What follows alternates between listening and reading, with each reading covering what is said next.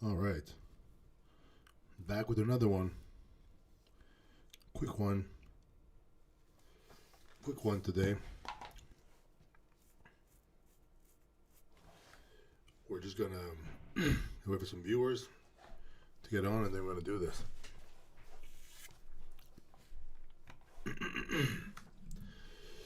Let yourself known in the chat if you're here. I actually fixed the it's called the latency.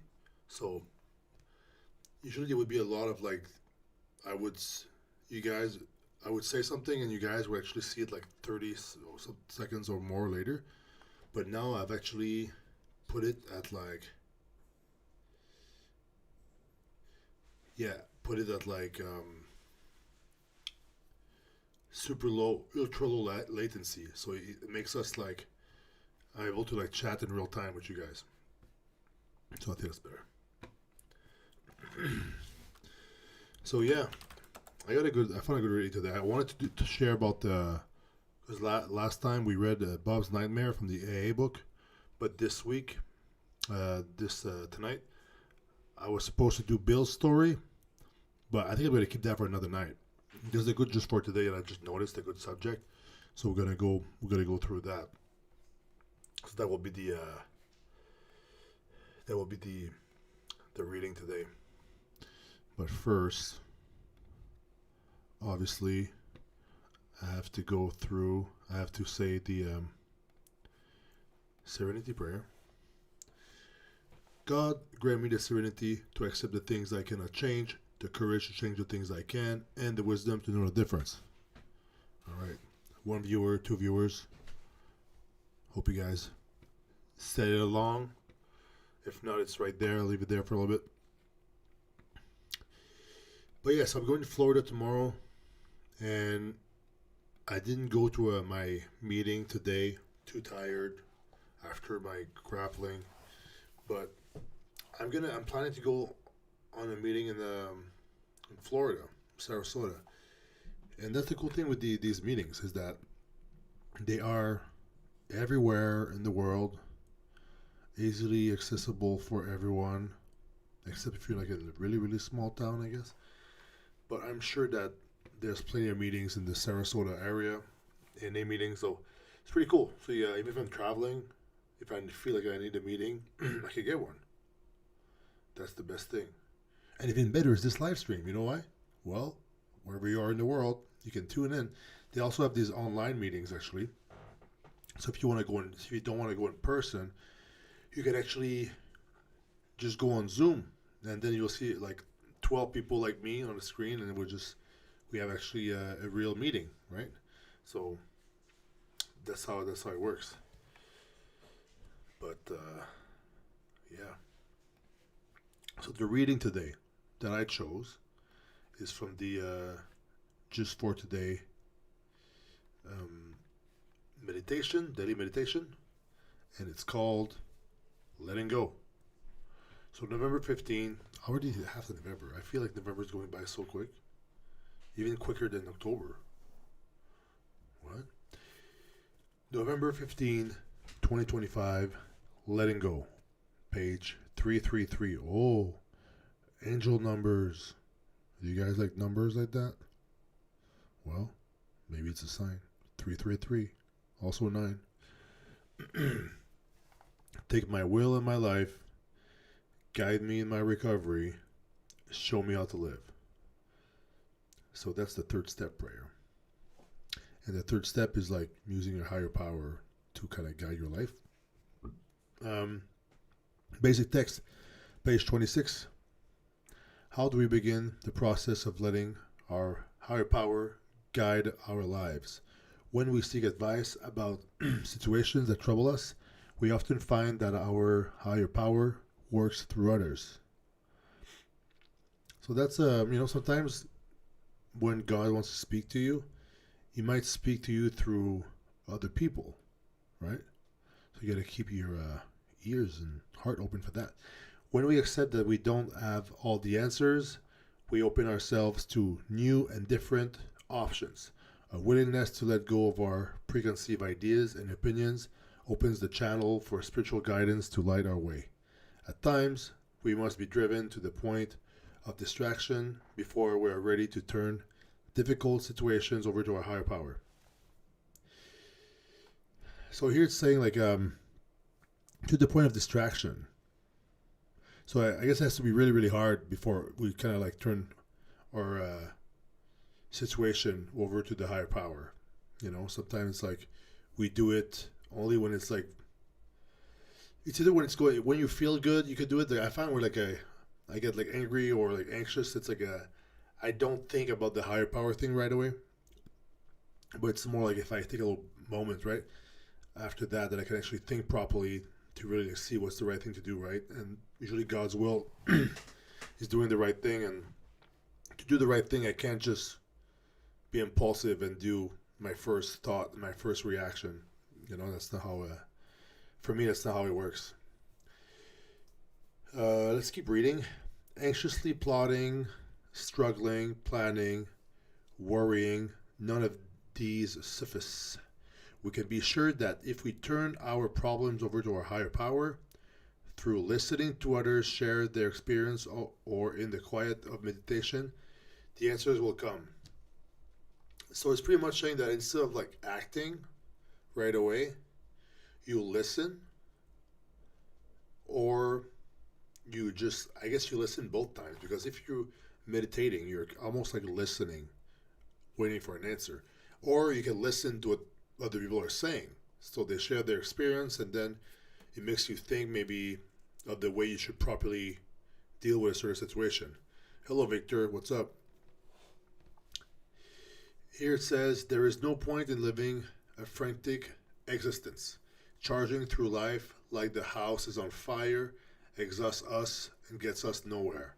In the long run, no amount of manipulation on our part will change a situation. So pretty much, there's a certain situation, and how much hard you try to manipulate or change it, it won't change, because a lot of time situations are out of our control. You know, if we go back to the serenity prayer, we can understand that very easily, right? When we let go and allow ourselves access to our higher power, we often discover the best way to proceed. Rest assured, answers derived from a sound spiritual basis will be far superior to any answers we could concoct on our own. Just for today, I will let go and let my higher power guide my life. Oh, Texas. That's nice. Beautiful night in Texas. Texas is a great place. So the whole thing is pretty much like you gotta let go of your own will, which is sometimes, you know, will is like what you want. It's not what you need anyway. And then you gotta let go of that and then do the thing that needs to be done, for the greater good. And this most of the time doesn't match the things we want to do, right? Like if you have like for example, you know, let's say if you're with your brothers, and then you gotta share. Yeah, the ego. What's up, Ian? So let's say with your brothers, and then your dad says go give him like half of the cookies, and then you want to keep more than half for yourself. That's what you want. That's your own self will. But God's will would be, what's the right thing to do here? It's to give like half and half. Half to your brother, half to you. Or maybe you can ask him, hey, can I have, you can ask him, but hiding it from him and stealing cookies from him is like not the right thing, but sometimes the thing we want to do. That's like a kind of a really basic example of like children with cookies, but it can be applied with like everything else in our lives, like every situation. Every situation, there's a thing that you selfishly want to do, and then there's also the thing that needs to be done for it to be right. What's the most righteous thing to do? And a lot of time, I don't do the right thing by instinct. I can only do the right thing if I take a little moment and I take a little pause in time, and then I just try to listen for an answer. And then the answer comes in, and now I know what is the right thing to do. But I can't do that if I just react. If I react, it's like, I want all the cookies. You know what I mean? I don't know if you guys have any situations that you can think of. I mean, you don't have to write it down, but situations where, oh yeah, this is what I want to do, and this is what I need to do. Like the moment where I really noticed that I was actually applying that principles in all aspects of my life is when I was like walking down the street and I had like a piece of paper, or was it a can of something I was done drinking, and then I throw it in the garbage, and then it kind of tips and falls on the ground. And then I kept walking 2 steps, and I was like, I felt that's not. I guess I just wanted to keep walking, like fuck that. But something stopped me, and I was like, okay, the right thing to do, God's will is this. And I actually said that in my head, God's will is I need to pick this trash and put it in. You know? And now if I see somebody else drop like a can and just keep walking, like I have the urge to like pick it up and put it in. Put it in the trash. It's like it's just like now I feel like I can hear God's will all the time. In everything that happens. Unless I'm in the heightened emotions. With heightened emotions, everything is harder. Right? It's like I don't think properly when I have heightened emotions. That's why the break is needed. That's why they say meditation. A Gatecast, do you know Sant Kosaki is powerlifter? No, I don't. He's an addict. Yeah. So that's pretty much the reading of today. I guess it's pretty short. If you guys have any questions at any time, obviously you can ask a question. I feel like I need to bring up some other freaking. Let me find another reading.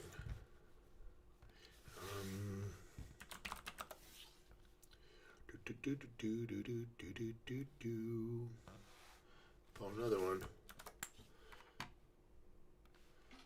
Oh, what did I do? Okay. Poof. All right.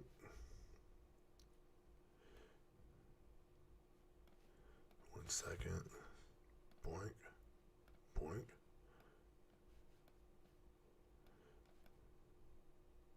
Here we go. Poof. Here's another one. I'm going to read that. And then if you guys have any questions regarding addiction and recovery, I'm going to answer them. E-Geek-Tast, this is the Addiction and Recovery podcast. I've been live stream. I can't really tell you what the percentages of sleep in bodybuilding. I don't do bodybuilding question right now. That's for another time. Maybe send me a DM on Instagram. I'll help you out. But here's another reading. Oh, another one about love. Great. November 15. Love for the sake of our growth. The love we share in NA means we care enough to save each other's lives. Guiding principles. Tradition 2. Spiritual principles. Attending meetings lets us see the myriad ways in which members practice the spiritual principle of love. We observe the pre-meetings rituals with warm welcomes all around.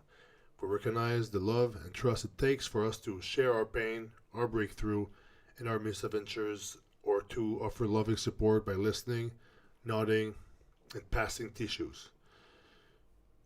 So I think the cool thing about these meetings, or even like, I've seen in a chat before, somebody shares something, and then somebody else was like, oh yeah, man, that sucks, and they just like kind of validate the comment and the feeling. Well, that's how like this is why like community oftentimes is like the main thing that will like help people going through hard times, not going through this by yourself. So I really recommend like people finding something like that in their lives, right? I don't know if you guys are struggling right now. Some of you, this is 9 viewers now. If you guys are struggling with something, some type of addiction, some type of like mental health problem, And if you are you reaching out for help or you're just by yourself? After the meeting, we may catch a glimpse of a small group or 2 or 3 members who have stepped away from the crowd for a private conversation. Some of us have been pulled into such a discussion only to discover that our behavior was the topic. This may not have struck us as loving at the time. Whoa, that's very specific though. As one member shared, a couple of home group members suggested that I get to the meeting on time if I wanted to hug all my friends before I took a seat. I was a bit embarrassed, but learned to enter a bit more discreetly when I'm late. With hindsight, we can see the loving action member like these take to protect the atmosphere of recovery in our meetings and teach newer members how to behave. Love isn't always gentle. That's a good one, right? Love isn't always gentle. So it's pretty much like a tough love thing. Sometimes if you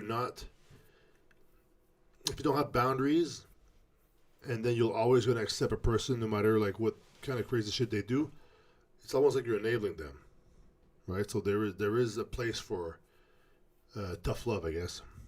Sometimes we show love by saying we love you, but not your behavior. Oh, that's a good quote. I love you, but not your behavior. That's a good one. That's a good one to remember.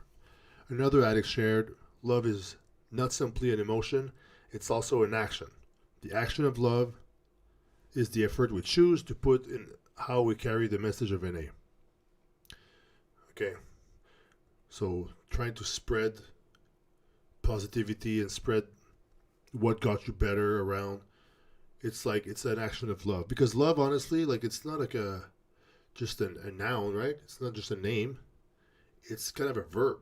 To love. I love, you love, he loves. It's a verb. It's something you do, an action. So sometimes you can, I don't know if you guys have relationship problems with your girlfriends and stuff, but I had some in the past problems with past, relationships where, oh yeah, I love you, but like, what was I doing? Was I doing any actions that were loving, or it's just like how I felt? Because how you feel is like it's almost like not real to the other person unless you like show it to them, right? If I'm just sitting there and have a feeling, to you the thing is not real. Nate says, have to find a replacement for substances. Definitely comes out of boredom most of the time. Yeah, your trigger is boredom. Yeah, I get it.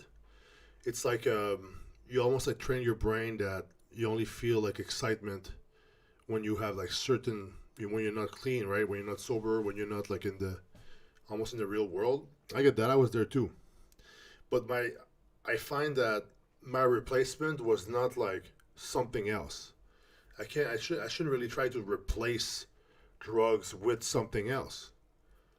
Because if I'm using, like I'm talking about me here, if I use drugs because I couldn't handle life the way it was, and then I just use something else than drugs, I still can't handle life as it is.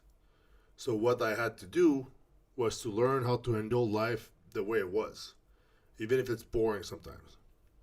And honestly, right now, I'm never bored. Never. There's always something I can do.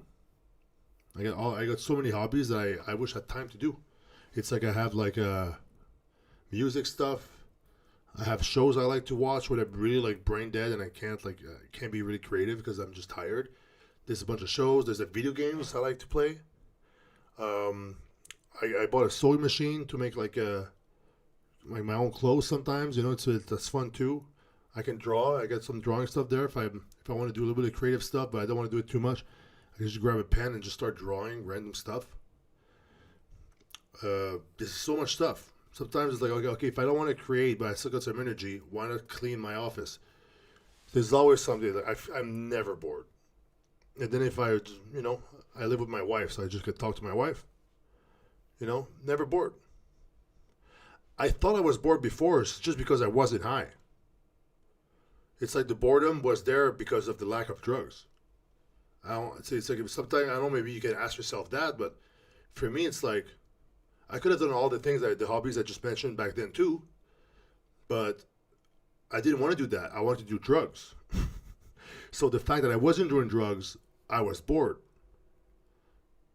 But it's not because I wanted to do other things. The only thing I wanted to do was the drugs. I wasn't really bored, is what I'm saying. So maybe you can ask yourself that. Are you bored because you're not doing drugs? Or are you doing drugs because you're bored? Or it's both at the same time. It's like the serpent eating its own tail. Ouroboros. What is it? Which came first, chicken or the egg? But either way, if drugs in the mix, and you know it's bad, then there's a solution that needs to be made, right? It's a whole mix, yeah, for sure. But it's a good point you have, though. I mean, there's always the thing that I like. There's an acronym. That's the name for these things. HALT. Like if you're triggered, you feel like doing drugs, halt. H is, are you hungry? Are you angry? Are you lonely? Are you tired? Because sometimes you're like one of these things, or sometimes you're like all of these things. But if you feel like you want to do drugs or something's missing, you're discontent, right? You're in discontent. If you're hungry, eat. Eat a good meal, healthy meal. If you're angry, maybe that's why you're like, fuck it, I want to do drugs. Because you're angry. So you got to deal with your anger. Talk to someone, whatever it is, let it process. Or maybe you want to do drugs because you're lonely. But then maybe create some connections, call somebody, go to your mom, go to a friend's house. And sometimes you're kind of like tired. And then you think you're bored, but you're just tired. Sleep. So sometimes doing like it's one of these things, and by just knowing that, you can fix it rather easily. And it helps with the triggers, at least, But if you're really bored, maybe there's other things, right? Like maybe like we're just trying to like I'm bored because I'm not partying, pretty much. I felt like that. I felt like life was so flat when I wasn't partying.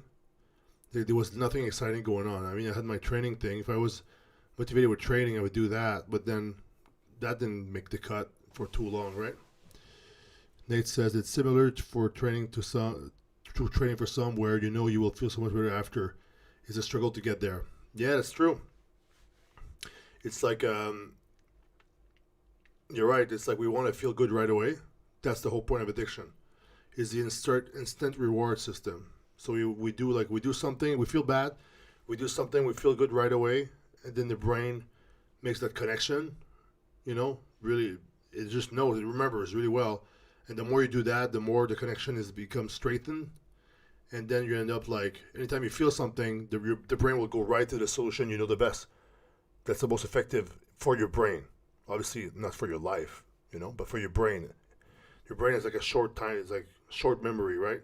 It only thinks about like the next thing. Especially when you feel bad, it wants to feel good. And then if your coping mechanism is like drugs or sugar or whatever it is, the more you do it, the more you'll be addicted. And then you end up like, without it, you feel bad. Hey, Jake, what's up? So, yeah, we love you, but not your behavior. I'm going to finish the last paragraph here. Another addict shared, love is not simply an emotion, it's also an action. I said that. The action of love is the effort we choose to put into how we carry the message of NA. We share recovery to save another addict's life. And it's one of the most loving actions we can take. So this makes me think that sometimes when people say like, oh yeah, when I help people, I'm selfish. I heard that in the meetings. Like, when you help people, it means you're selfish? Because helping people feels so good. Some people joke around that they're doing it because it makes them feel good, right? So that's one thing to think about. So sometimes, like Nate, you're saying you're bored, you want to feel better. Maybe if you took some time to help somebody just for the sake of helping, maybe you'd feel good about it. And maybe that could be a thing too, right? Nate is saying, yeah, similar to shorts on YouTube and instead, oh yeah, the doom scrolling, that's like just a little small dose of like dopamine every time. It's like almost gambling for a good video. You swipe, and then one's kind of make you laugh, or, oh, it's this pretty fucked up video, whatever. It creates a little bit of stimulation. And, yeah, so it's like, it's almost like, so one thing I realized with doom scrolling is that of all the reels I saw today that I saw, right? I don't think I wasn't on my phone that much today though, but there's some days I'm more than the other, and I see myself doing it, and I try to stop, and I was like, whoa, bless me, I guess. Um, but then I always try to think, is there a reel today that I saw that I remember? It's like, wait, so I'm spending time scrolling, and I don't even remember what I've seen. There's nothing that made a mark that's like that good that I remember. So it made me realize that I'm literally just wasting time. Even if it's something that's like interesting, like if something catches my attention and I watch the whole reel, it's like I won't even remember it anyway. I mean, I remember the one. It's like this guy has an automatic shotgun. He has this like giant mag, and he just shot the whole thing. It's a cool semi-auto firearm. I was like, that's cool. But is that the only one I remember? I think I remember one that's the wrestling tips, the grappling tips. But all this stuff that's more like just like brain rot content, I just nothing that I remember. So that doom scrolling thing can be a problem, right? All right, let's keep reading. About helping other people can be good. So it may not be the convenient or easy, but the work is well worth it when we see a fellow addict grow into a productive member of society and pass the DNA message onto other suffering addicts. So when we help other people, sometimes they like start feeling better and they're in a position that they can help other people. So this is why I think we all have the power to change the world for the better, one good action at a time. You know what I mean? So if we help somebody, even if we do it like Nate, you said, you do stuff. Jake said you do stuff for people selfishly because it feels good. Even if you do it because you want to feel good about yourself, it goes on both ends. It helps somebody. They think you're nice. You like the fact that they think you're nice, and then they end up like maybe being inspired by that. That's why people say like, "Oh, pay it to the next person." You know, when they do a good action, like on videos. These videos are kind of weird, right? Because they do good action, but they want to be filmed. But the thing is, it's still a good action. The result is the same. Somebody's getting help, so that's good. And then it can maybe motivate other people to help other people. So it's all positive. There's nothing really that you can lose by helping other people. So maybe that's something we can think about. Is there somebody I could help just for the sake of it in my surrounding area in my life? This is the work of love, it says at the end. I will share the lessons I was taught when I first came around. Today I will pass along the love that saved my life. That's good. That's good. All right. Well, 30 minutes in. My wife said 30 minutes because I got to pack and do a bunch of stuff and load the car because I'm going to Florida tomorrow. So if you guys have any questions right now, I'm going to do that. And if not, if you just came at the end, I mean, it's a 30-minute one. You can just go back and watch it. I did a couple of readings there. And Nate, yeah, I used to go to the World Gym in Mississauga a long time ago, like back in 2014, 15, 16 maybe. I used to go there, 17 sometimes. I used to go there with the guys because we didn't have Pure Muscle yet, so we would go to different gyms all the time. We'd go see Fouad there sometimes. Since they moved to the place across the street or whatever, it's not the same. I like the old building. I mean, Frenchie's the man. I remember Frenchie was always cool with us. But, yeah. Yeah, now it's more like, I don't know. I don't want to say it, but, yeah. I know what you're saying. Yeah, Free Speed was there too. Yeah, those were the good days. Yeah, I'm going to wrap it up. All right. Anyways, thanks for watching, guys, and I'm going to do another one maybe this week. I don't know, but I'm going to announce on my Instagram if I do so. Yeah, thanks, guys. Thanks, Jake. Thanks, Nate. See you guys next time. And remember, if you're struggling, reach out And also, if you're doing good, maybe help someone. How's that? All right. See ya. I'm going to be in Sarasota. All right, well, time to go. See you guys.